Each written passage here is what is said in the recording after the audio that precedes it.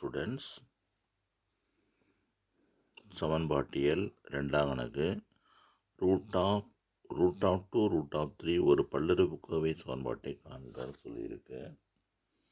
கொடுத்துருக்கிறது எக்ஸ்னு வச்சுக்கோங்க. வர்க்கப்படுத்துங்க. ரூட் வந்தால் வர்க்கப்படுத்த உங்களுக்கு தெரியும். வர்க்கப்படுத்துக்கோங்க. ஃபஸ்ட்டு ரூட்டு கேன்சல் ஆயிடுச்சு. மறுபடியும் ரூட் இருக்குது, அதெல்லாம் மறுபடியும் வர்க்கப்படுத்துங்க. அடுத்த ரூட்டும் கேன்சல் ஆயிரும். அப்போ 2/3 இருக்குது. இந்த 3யை கிராஸ் மல்டிப்ளை பண்ணுங்க.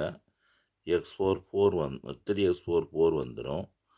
நான் நெக்ஸ்ட்டு 2 வந்தவங்க கொண்டு வாங்க, ஆன்சர் வந்துடும். இப்போ ஆல்ஃபா பீட்டா என்பன சமன்பாட்டின் மூலங்கள் எனில் ஆல்ஃபா +2 பீட்டா +2 இதில் சமன்பாடு அமைக்க சொல்லியிருக்கு. இது உனக்கு தரப்பட்ட மூலங்கள் alpha +2 beta +2. First alpha plus beta -b/a formula. Alpha plus beta formula -b/a. அப்போ -43 ஏங்கிறது 17.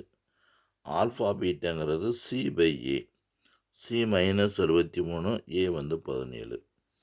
இது ரெண்டும் கண்டுபிடிச்சாச்சு.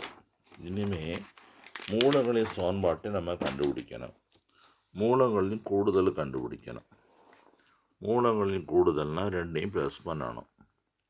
ரெண்டையும் ப்ளஸ் பண்ணுறோம். ஆல்ஃபா +2 ப்ளஸ் பீட்டா +2 இது ரெண்டையும் ப்ளஸ் பண்ணியாச்சு. இதனுடைய வேல்யூ -43.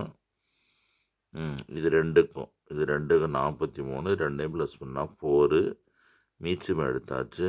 இது என்ன வரும்? 17 68. 68ல் இருந்து 43 போயிடுச்சுன்னா 25.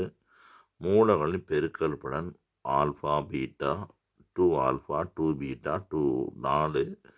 இது ரெண்டையும் 2 காமன் எடுத்தாச்சு. இதுக்குள்ளே வேல்யூ சப்ஸ்டிட் பண்ணியாச்சு. இப்போ எல்சிஎம் 17 இருக்குது. 17 அப்படியே போட்டானோ 96. இது 67. கூட்டி கழித்து பார்த்தாக்கா -91/17. சமன்பாடு x² மைனஸ் மூலங்களின் கூடுதல் எக்ஸு ப்ளஸ் மூலங்களின் பெருக்கல் பலன் = 0.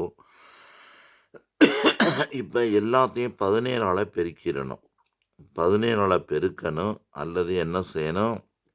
எல்சிஎம் எடுக்கணும். 14ஆல் பெருக்கிட்டா 17x² -25x -91 = 0. அருமையான சம.